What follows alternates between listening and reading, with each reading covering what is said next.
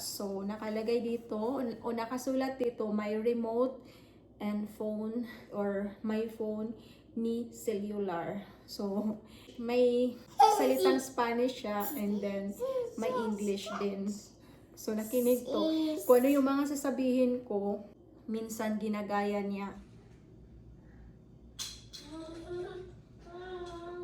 May binili yung mom-in-law ko para sa aking anak na si Zimri. So, lagi kasi siyang tumatawag sa phone gamit yung kamay niya. Minsan kung ano yung mga laruan na hawak niya, ilalagay sa tenga niya. Tapos, kunyari, may tinatawagan siya or may kausap sa phone. So, ngayon, binilhan siya ng aking mom-in-law ng phone. Laruan lang siya. So, may remote and phone. So, nakasulat dito, may remote and phone. So, para to kay Zimri. So, yung anak ko is 1 year old na. So, mahilig siyang, kunyari may tinatawagan sa phone, o di kaya may kausap siya sa phone. So, ngayon, bubuksan ko na itong binigay ng aking mom-in-law para magamit na ni Zimri. Mamaya, for sure, magustuhan niya to. So, yung phone, ang isa, and then yung isa naman is remote.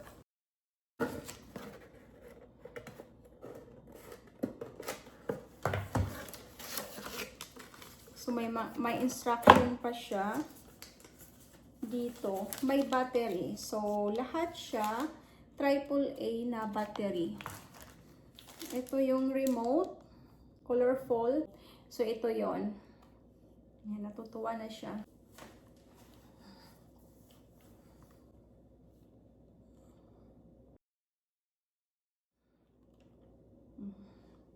Reaction niya.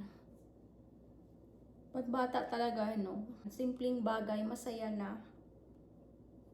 Yan. So, wala pa siyang battery. So, lagyan natin ng battery mamaya. And may mga sound siya.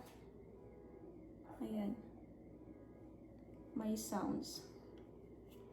And then, yung sa phone niya,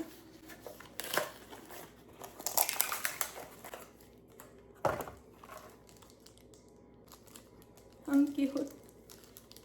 Ang cute ng phone. Ayan. So, lagi kasi niyang kinukuha yung cellphone ko.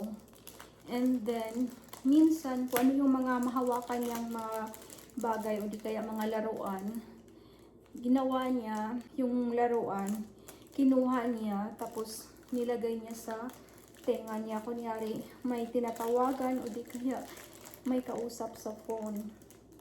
Kaya binilhan siya ng mom-in-law ko ng phone and remote. Kasi dalawa ito, usually kinukuha niya lagi. Cellphone ko o di kaya cellphone ng asawa ko. And then, minsan pag nanood ng TV, kinukuha yung remote. Iiyak to kapag hindi binibigay. Minsan, kapag babawiin ko yung remote, itatakbo na yung remote. Tapos maya-maya, hihagis na. So, alam mo na kapag toddler, napaka-curious nila kung ano yung mga makikita sa TV. Kunyari, may nakita siyang may tinatawagan gamit yung phone, ginagaya nila. So, madali lang silang makaintindi, madali lang nilang magaya kung ano yung makikita nila. Kaya thankful ako sa aking mom-in-law. Kapag pumupunta siya dito, bumibisita sa amin, madalas binibilhan talaga niya ng laruan yung anak ko. Thank you so much, ma'am. We love you. And by the way, thank you so much for watching our YouTube channel. Kahit napakasimpleng video lang. Madalas kasi mahilig akong gumagawa ng video. Kasi para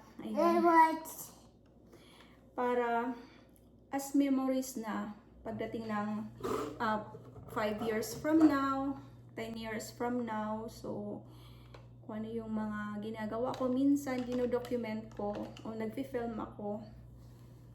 Kasi mahilig akong mag-ano ng memories. Tapos i-upload ko sa YouTube para soon makikita ng anak ko kung ano yung mga ginagawa namin minsan.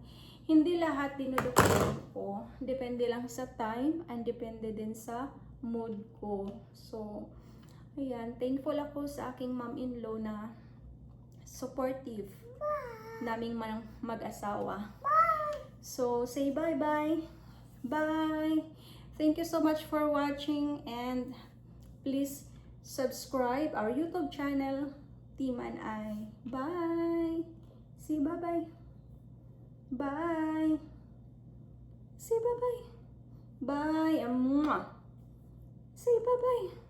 Bye! Bye! Bye-bye. Bye! Say bye-bye. Okay, bye! Say bye-bye. Hindi na siya nag-ano ng ano.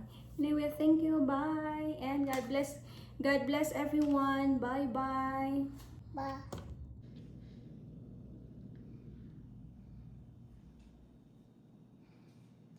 So, itong phone and remote, di battery po siya.